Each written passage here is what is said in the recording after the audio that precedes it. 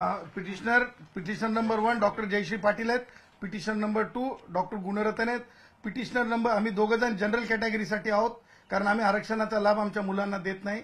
आणि petition number 3 हे माळी समाजाचे अध्यक्ष आहेत श्री लिंगे. पिटिशन नंबर 4 राजाराम पाटील आहेत, ते एससीबीसीचं म्हणजे ओबीसीचं प्रतिनिधित्व करतात. आगरी कोळी भंडाऱ्यांचं हिंदीत घेऊया सर, हिंदी करून घेऊया.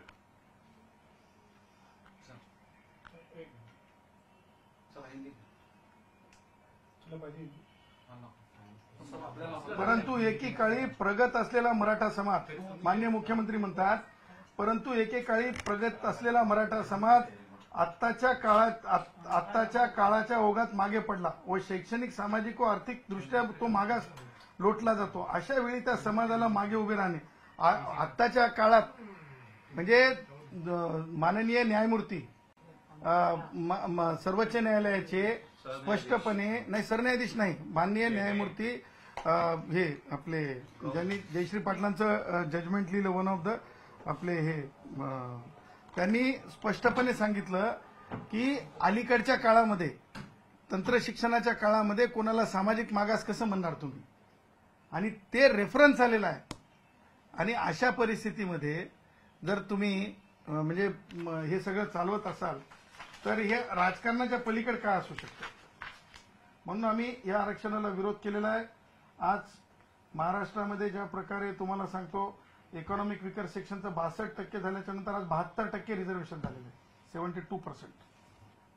आणि मराठ्यांची संख्या जर क्लास 1 क्लास 2 मध्ये बघितली तर क्लास 1 मध्ये 100% 33% मराठी आहेत, क्लास 2 मध्ये 29% मराठी आहेत, क्लास 3 मध्ये 37% मराठी आहेत आणि चतुर्थ श्रेणीमध्ये 36% मराठी आहेत.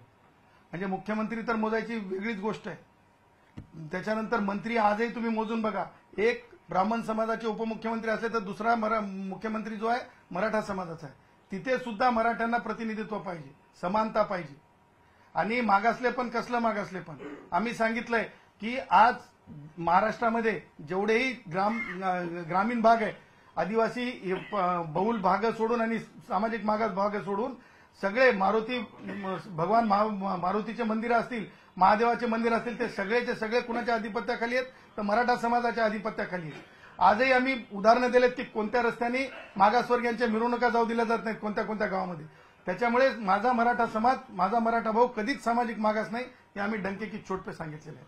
अशोक भूषण साहेबांची ती ऑब्झर्वेशन आहे की तंत्र विज्ञानाच्या काळामध्ये सामाजिक मागास कसं होऊ शकेल असं त्यांनी मुद्दा मांडलेला आहे. आणि म्हणून आम्ही माननीय मुख्यमंत्री महोदयांना हे सगळं त्यांच्या सेक्रेटरीनी दाखवायला पाहिजेत होतं, सुमन भांगेंनी. त्यांना फसवलं. त्याच्याबरोबर दिलीप भोसले आणि हे सन्माननीय न्यायमूर्ती आहेत, त्यांनी सरकारला फसवलंय आणि अशा प्रकारचा कायदा आणायला लावलाय. ऍट पर से मला सांगा, मागासवर्गीयांच्या पदोन्नतीत आरक्षण आहे का? तुम्हाला सगळ्या पत्रकारांना माहिती आहे. अरे या कायद्यामध्ये पदोन्नती सुद्धा देऊन टाकली. जेव्हा की हे सगळ्यांनी पाहिलेलं ऍट द साईट कोणीच वाचायला तयार नाही. तुम बोलो हम बोलो, तुम बोलो हम बोलो, तुम बोलो हम बोलो नहीं चलता है. जो संविधान बोलेगा वही करना होता है.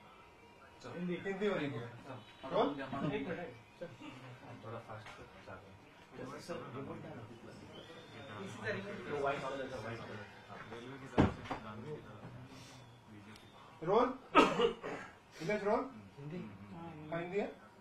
सर, आज आपने मराठा आरक्षण के खिलाफ याचिका दाखिल की है.